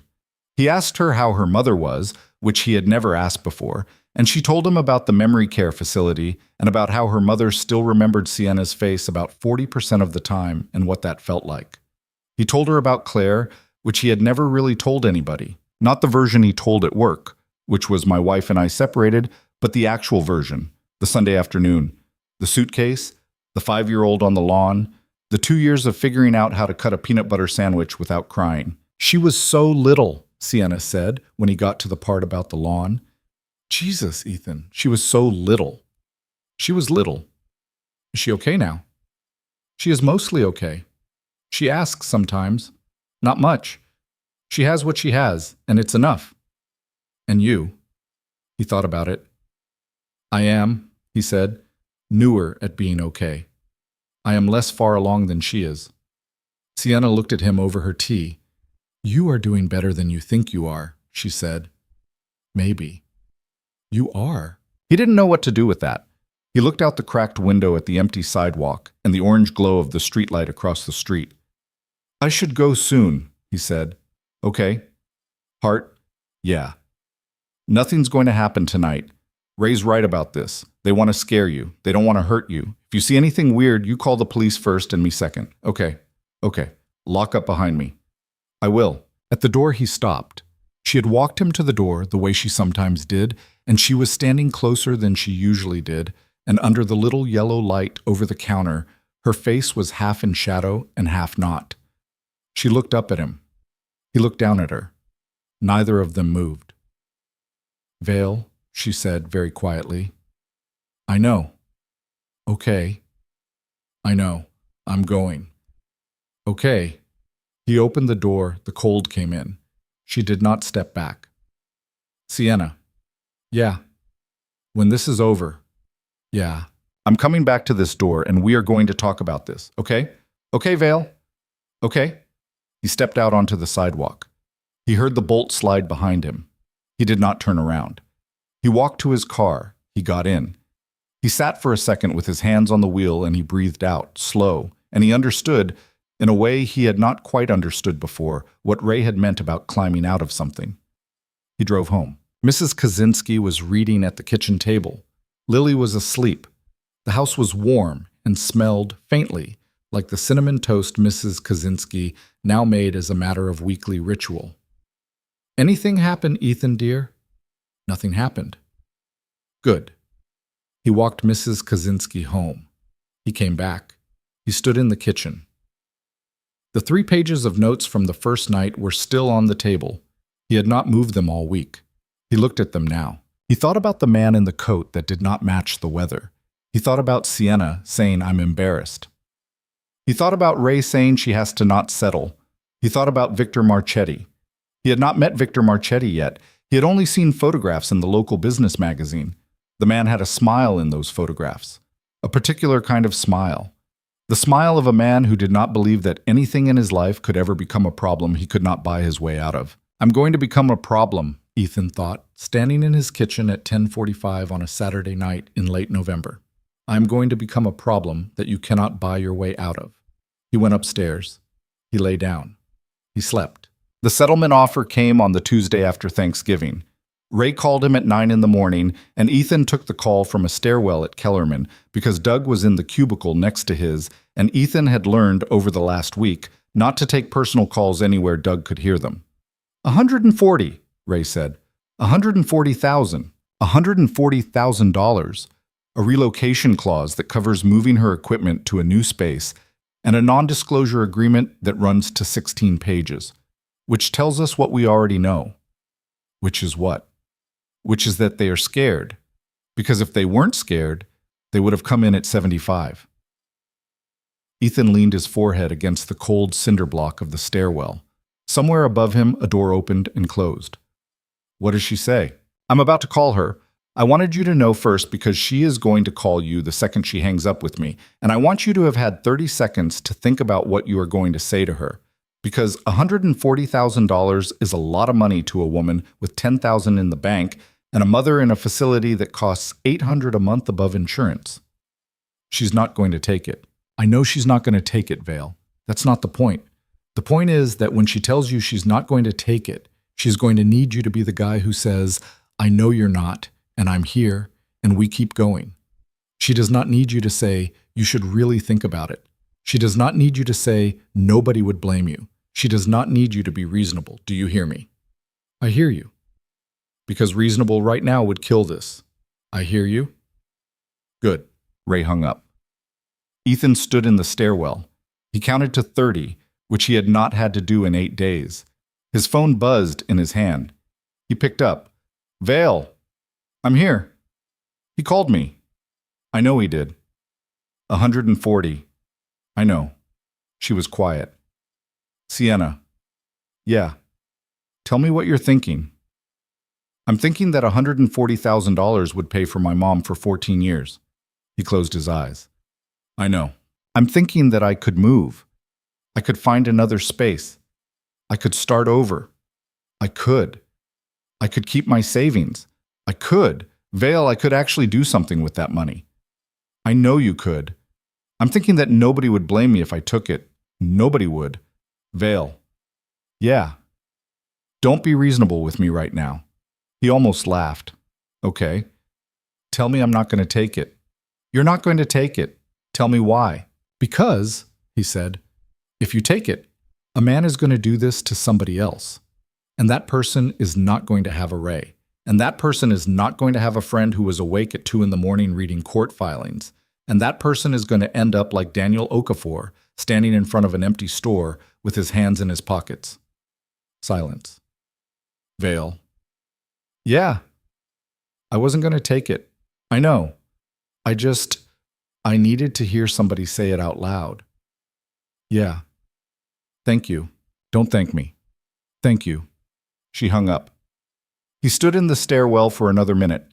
When he came out, Doug was at the water cooler pretending not to have been watching the door, and Ethan walked past him without saying anything, and Doug said, Everything good, champ? Everything's good, Doug. Good, good. Ethan sat down at his desk and built the rest of the model. They met Gina Mendez 10 days later in a conference room on the 14th floor of a state building in Hartford. She was 46, sharp-faced, with a short gray-streaked haircut and a wedding ring, and the quiet air of a woman who had been told no by a lot of men and had stopped caring about a long time ago. She shook Sienna's hand for a long beat. Miss Hart. Miss Mendez. Gina, please. Sienna. I've been waiting a long time for you to walk through that door, Sienna. Ray said. Ray understates things. I've been waiting 2 years. They sat down. Gina had a thick folder in front of her. She opened it. She did not look at it. I'm going to tell you what I can tell you, and I'm going to tell you what I can't, she said. I can tell you that my office has been building a case against Marchetti Properties for 27 months. I can tell you that we have 3 other civil matters where we believe the same pattern of fraud was used, and where, due to sealed settlements, we cannot put the evidence in front of a judge. I can tell you that you are the first small business owner who has gotten this far in the process without accepting an offer, and that the fact of that alone is of value to this office. Okay? What I cannot tell you is the names of the other people involved. What I cannot tell you is what my timeline is. And what I cannot promise you is that we will win. What I can promise you is that we will try, and that if you stay with us through this, I will be at the front of that courtroom with you, and I will not blink. Sienna nodded. What do I do? You keep running your cafe. You keep writing everything down. You keep letting Ray fight the civil piece.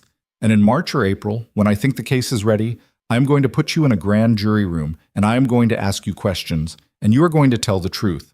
That is all I need from you. Okay? One more thing. Okay? Gina looked at her directly. If at any point in the next 4 months you change your mind, I need you to tell me that day. Because the second you tell me, I stop planning around you, and I find another path. I would rather have you tell me you're out on a Tuesday than walk into a grand jury on a Thursday and find out you've wobbled. You understand.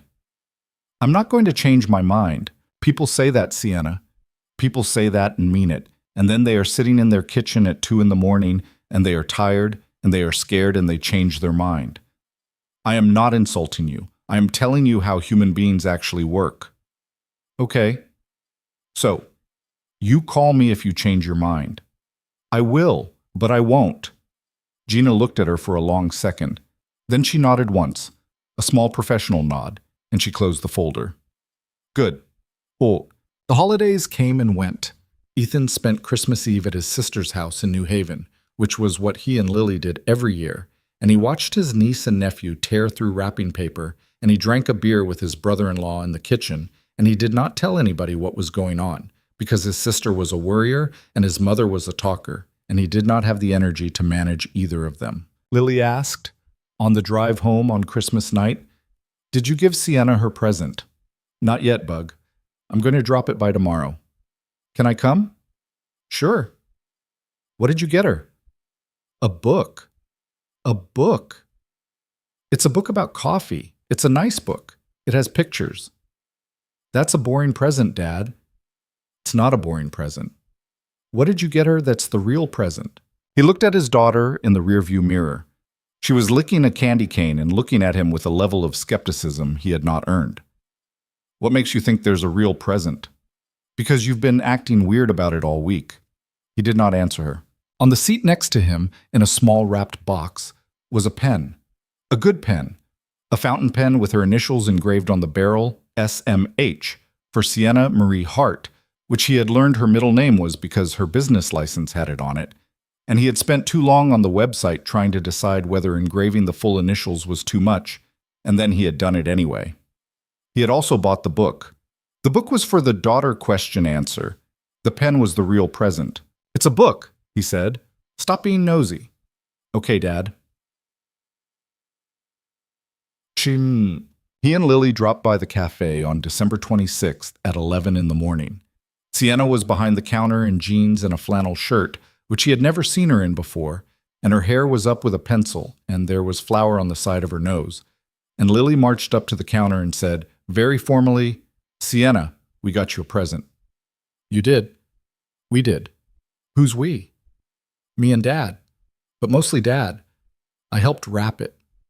"You helped wrap it?" "Yeah." Sienna came around the counter. She kneeled down so she was at Lily's height. "Well, thank you, Miss Lily. You're a very fine wrapper of presents." "Thank you." "Should I open it now or later?" "Now. Now it is." She opened the book first because the book was in the bigger wrapping, and she made the appropriate sounds about the book being beautiful, and she would read it tonight, and thank you, thank you. Then she opened the pen. She stopped. She turned it over in her hand. She saw the initials. She did not look up for a long moment. When she did look up, she was not looking at Lily. She was looking at Ethan. "Vale? It's for the paperwork." "Vale? Everybody should have a nice pen." "Vale." He could feel the back of his neck getting warm. "It's not a big deal." "It is a big deal." "Okay. Thank you." "You're welcome." Lily was looking between them with the narrow-eyed attention of a child who knows something is happening and cannot quite identify what. "Sienna." "Yeah, kid." "Do you like it?" "I love it." "Dad said the initials were maybe too much." "Oh, he did he?" "Lily." "What?" "Bug." "What, Dad?" Sienna stood up. She looked at Ethan across the counter. Her eyes were doing the thing where they went a little green, and her mouth was doing the thing where it was trying to do two expressions at the same time and was not landing either, and she said, "It is absolutely not too much." "Okay. It is exactly the right amount." "Okay. Thank you." "You're welcome." She turned to Lily. "Okay, Miss Wrapping Expert, come around this counter. I made sugar cookies yesterday and I need an expert taster. Your dad is not invited because your dad is not an expert. I'm an expert. You are a mid-level taster at best, Vale." "Rude."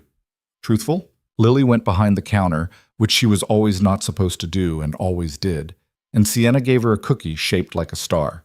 And Ethan leaned on the counter and watched the two of them and thought very clearly, I would like this every day. He did not say it. He was not going to say it, not until this was over, not until Ray said the drink was on the table, not until Sienna was safe.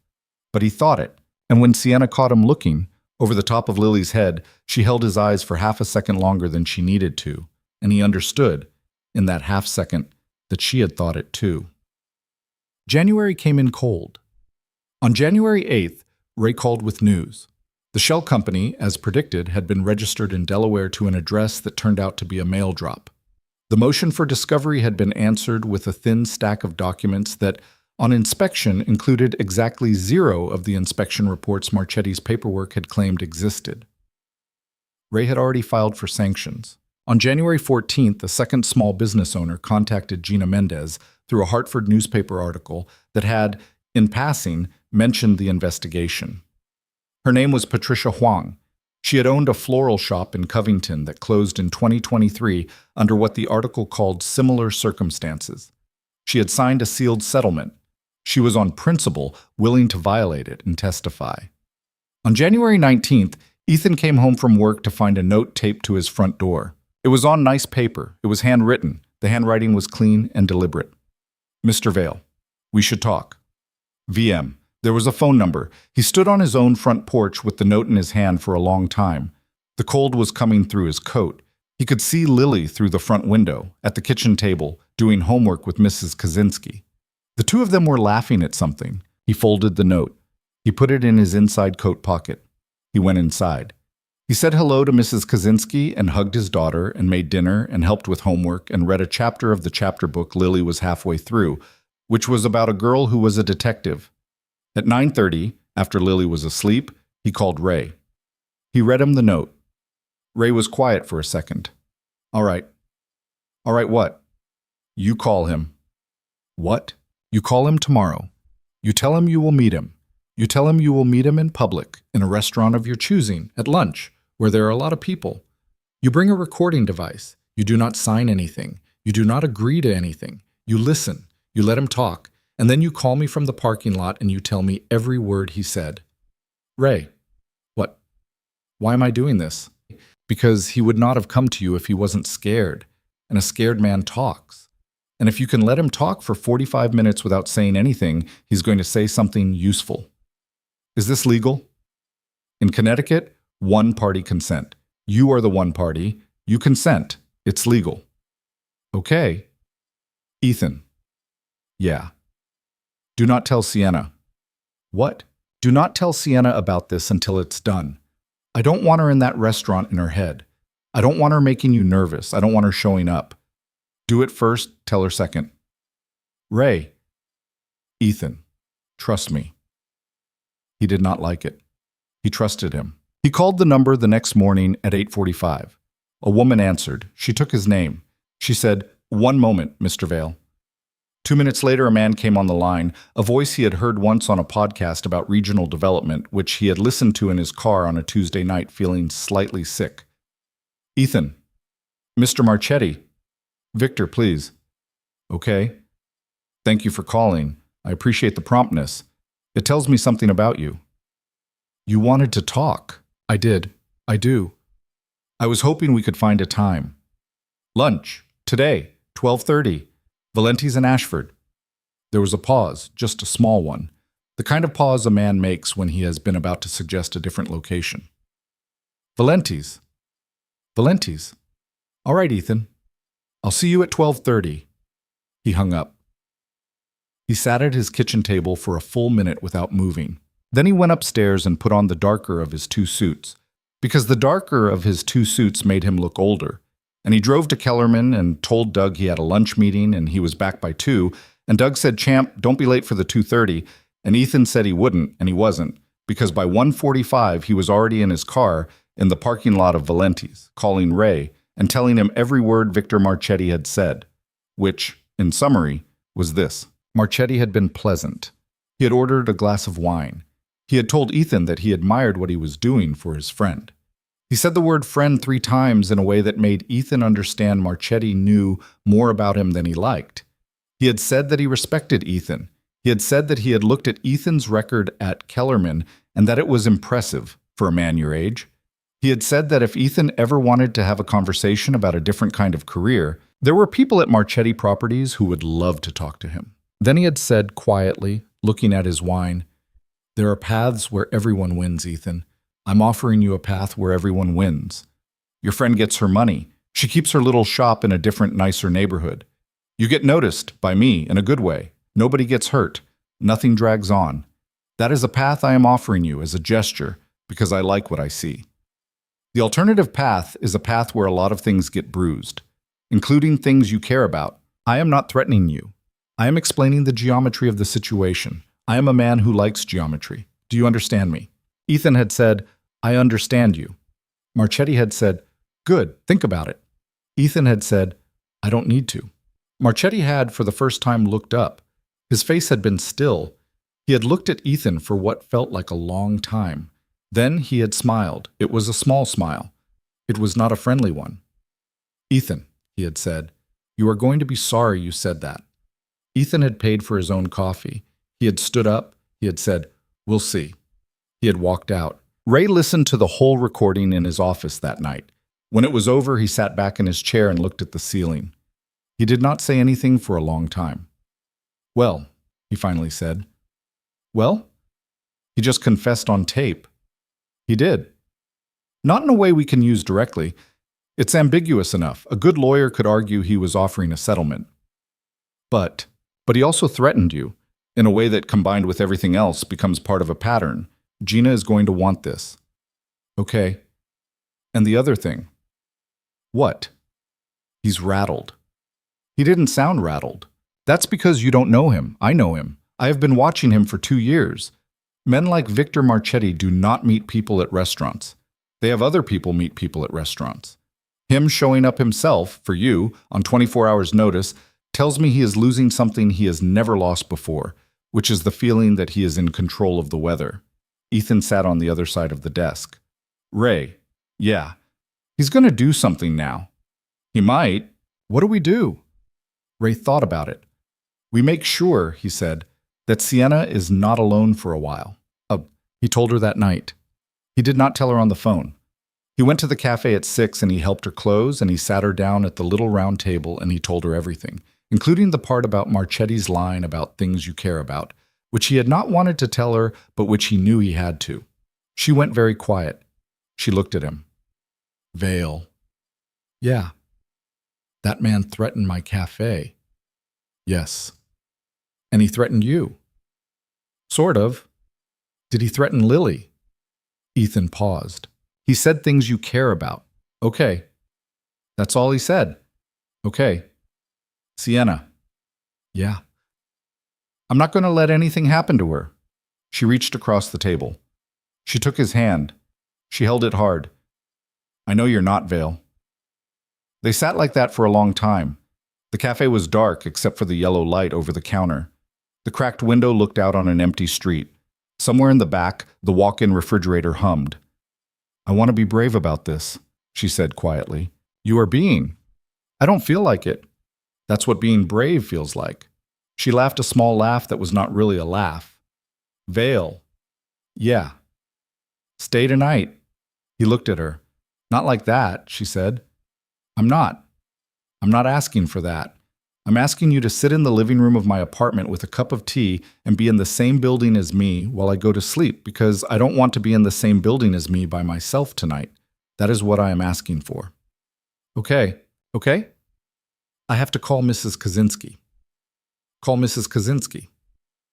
He called Mrs. Kaczynski. Mrs. Kaczynski said, "Of course, dear. I will stay with Lily tonight in the guest room. I will not even make a thing of it. I have a book. I am fine." He thanked her.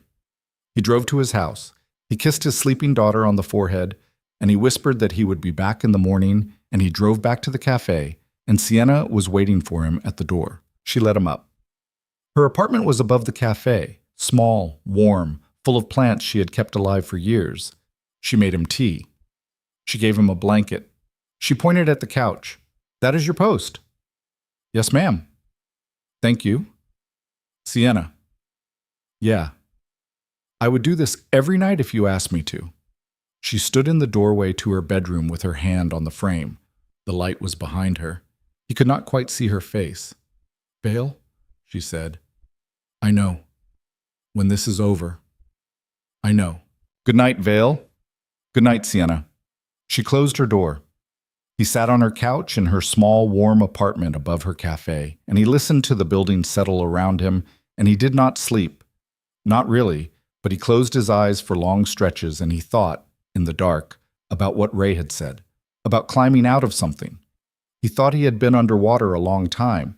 He thought he was close to air. He thought, whatever happened in the courtroom in March, whatever happened in the grand jury with Gina Mendez, whatever Victor Marchetti was going to try next, there was a woman in the next room who had reached across a table and held his hand hard, and there was a 7-year-old asleep across town in a house where the sheets were cold on one side, and he was going to get them both through this, because he was going to get all 3 of them through this, because the math of his life had changed, and he had finally noticed. He pulled the blanket up.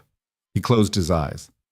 Outside in Ashford, Connecticut, the January night moved on. The thing Victor Marchetti tried next turned out to be smaller than they had feared, and in the end, it was the thing that finished him. On a Wednesday morning in late February, a man in a city inspector's uniform that did not quite fit him walked into Heart and Hearth at 9:15, flashed a badge Marco could not read from the register, and said he needed to check the gas lines in the basement. Marco, who was not as dumb as he liked people to think, said, "Sure, let me just call the owner," and picked up the phone. The man in the uniform walked out before Marco finished dialing. The camera Ray had installed over the front door 3 weeks earlier got his face in clean afternoon light. His name was Paul Ruiz. He had worked for Marchetti Properties for 11 years as what his employment contract called a facilities consultant. He had impersonated a city official, which was a felony in the state of Connecticut, and the fact that he had done it on the direct verbal instructions of Victor Marchetti, which he admitted to investigators inside of 48 hours in exchange for a plea deal, was the thing that turned a civil matter into a criminal one. Gina Mendez called Ethan from her car on a Thursday afternoon. He picked up in the parking lot at Kellerman. "Mr. Vale, Miss Mendez, I have good news and I have other news. Which do you want first?" "Good. We have him." Ruiz flipped. He gave us 3 other names inside the company. One of them is the in-house counsel who drafted the termination notice, which, combined with everything else, means that by the end of next week I am going to be walking into a grand jury and asking for indictments on 9 counts, including conspiracy to commit fraud, witness tampering, and impersonating a public official. It is going to be, I am telling you in confidence, the best week of my professional life. Okay? The other news is that I still need Sienna to testify. The grand jury piece is the indictment. The trial comes later. She is still the live witness. She knows. Does she? She knows. Good. He told Sienna that night. She was behind the counter at closing, wiping down the espresso machine. She stopped. She set down the rag. She put both hands on the counter and she bent her head, and for a second he thought she was going to cry. And then she looked up and she wasn't crying. Her face was doing something else, something he had not seen on her before, which was relief mixed with a kind of slow, disbelieving anger at the fact that this had ever happened at all. "Vale." "Yeah, we won. We won a round. We won, Vale." "Okay, we won." "Say it like you mean it. We won." She laughed. It was a real one. She came around the counter and she hugged him, and he put his arms around her and he held her for the first time. Really held her. Not in the polite way of a greeting, but the way you hold a person you have been waiting to hold, and neither of them let go for a long time. When they did let go, she kept her hands on his arms. "Vale." "Yeah, it's not over yet. I know." "Okay, I know." The civil case wrapped before the criminal one did. Ray's motion for sanctions went in front of a judge who read the filings, looked up at Marchetti's counsel and said, "On the record, counselor, I have been on this bench for 19 years, and I want you to understand that I have rarely seen a filing this indefensible." The judge granted the motion. The termination notice was voided. The alleged violations were stricken. The shell entity, Ashford Regency Development, was ordered to pay Sienna's legal fees, which Ray waived anyway because Ray did not want the money. He wanted the record. The lease reverted. Mr. Pratt, the old landlord, turned out to have sold the building under duress of his own, a story with its own sad shape that Sienna did not have the heart to hold against him. He bought the building back at a loss and sold it to her for what she had saved, which was now $12,000, in a deal so generous it embarrassed her. She hung the deed on the wall next to Lily's dragon drawing. The criminal indictments came down in April. Victor Marchetti was arraigned on a Tuesday morning in Hartford. There were television cameras on the courthouse steps. Ethan did not go. He watched part of it on the news in his kitchen with Lily eating cereal beside him, and when Lily looked up at the screen and said, "Dad, is that the bad man?" he said, "Yeah, Bug, that's him. He looks normal. They always do." "Oh." She went back to her cereal. The trial was in October. Sienna testified on a Tuesday. She wore a navy dress she had bought for the occasion, and her hair was down, and she kept a small piece of paper in her pocket with 3 words on it in her own handwriting that she had shown Ethan that morning. "Tell the truth." She did not need to look at it. She testified for 4 hours. She was calm and she was specific, and she did not cry. When Marchetti's lawyer tried to rattle her about her finances, she looked at him and said, very quietly, "I had $10,000, sir." "I know. I've been counting it for years." And the lawyer sat down and did not ask another question. Patricia Huang testified the day after. Daniel Okafor testified the day after that. Having driven in from Vernon in a car so old, Ray paid for a rental out of his own pocket and did not tell him. The jury came back on a Thursday afternoon, guilty on 7 of 9 counts. Marchetti did not look at Sienna when the verdicts were read. He looked at his own hands, which were folded on the table in front of him, and his face did not do anything, and that, Ethan thought, watching from the gallery, was the first human thing he had ever seen in the man. Marchetti Properties went into receivership inside of 6 months. The sealed settlements, as Ray had predicted, came unsealed.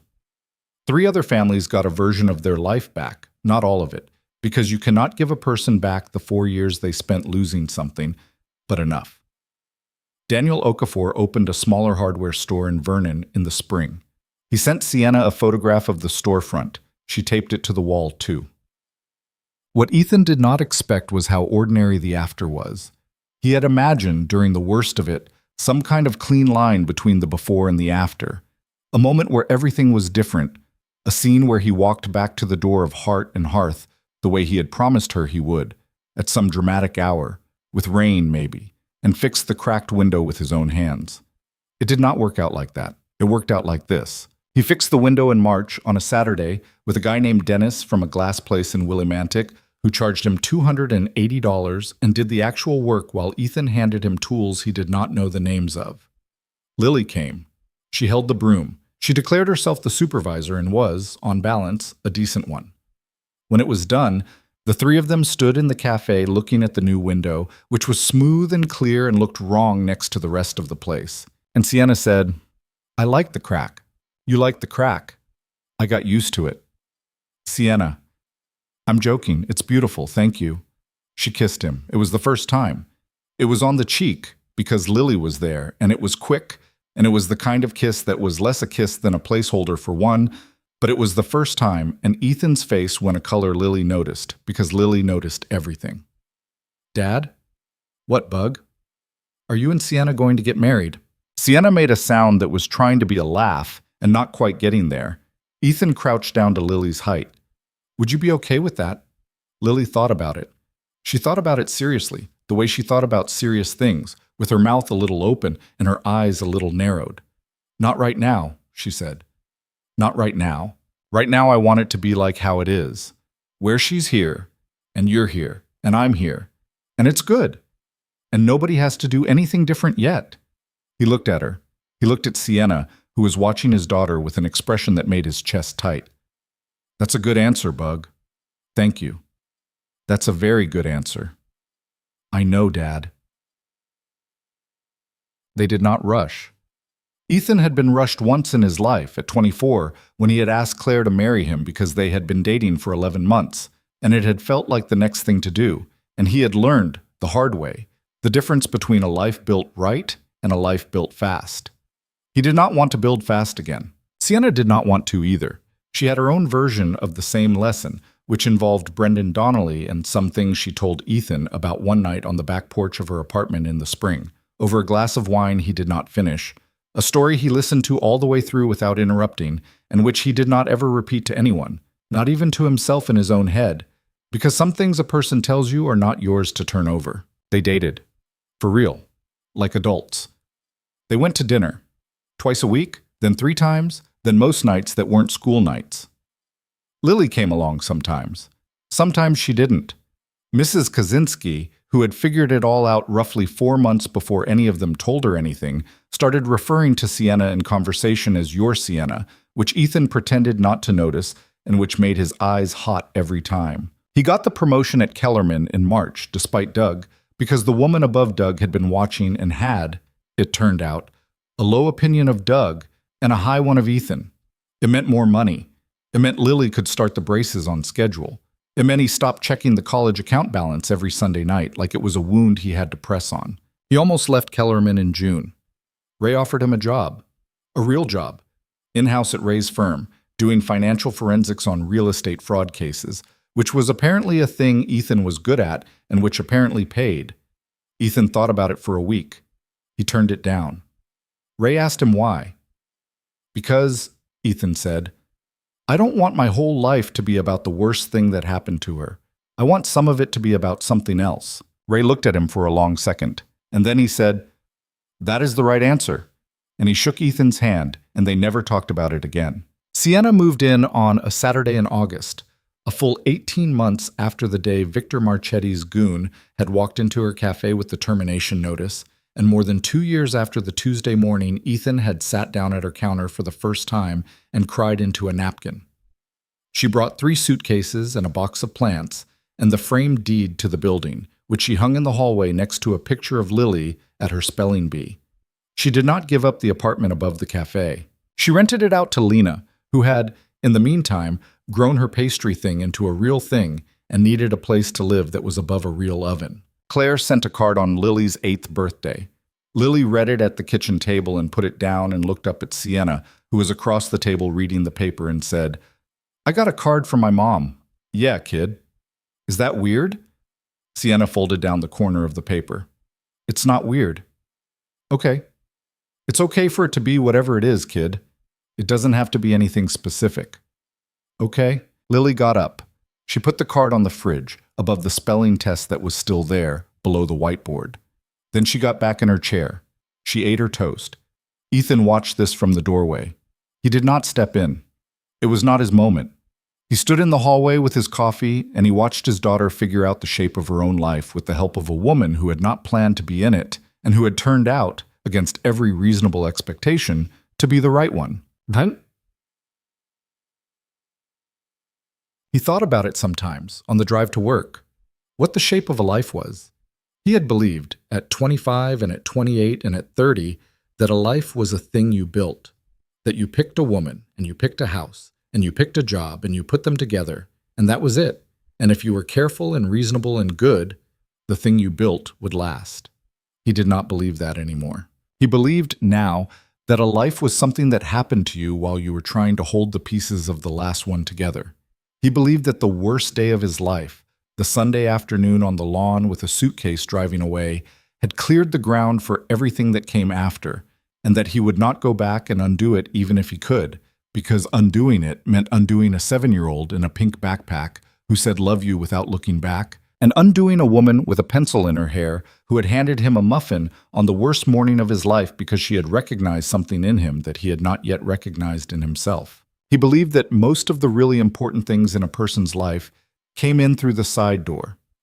He believed that the men who thought they owned the weather were always in the end surprised by it. He believed, in the quiet, unromantic way a man believes things at 33 in his car at 7 in the morning, driving east into the sun, that love was mostly not the big gestures.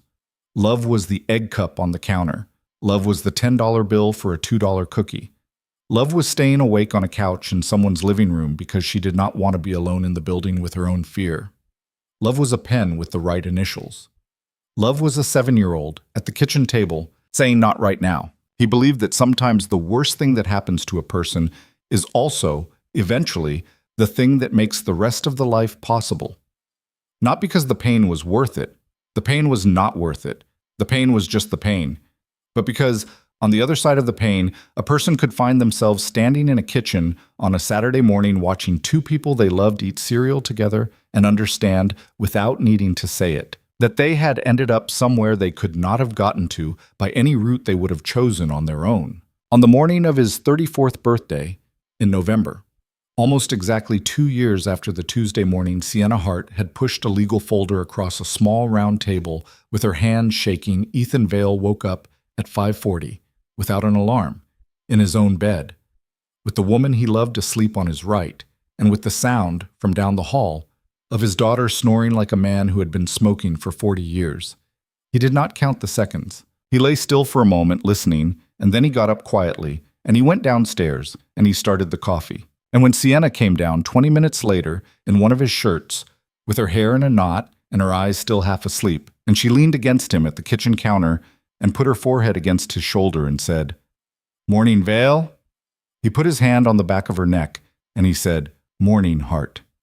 And outside the window, the gray suggestion of a November morning came up over the rooftops of Ashford, Connecticut, and for the first time in a long time, maybe for the first time ever, he looked at the day ahead of him and he was not afraid of it. He was just ready for it. And that, in the end, was the thing he had not known he was looking for.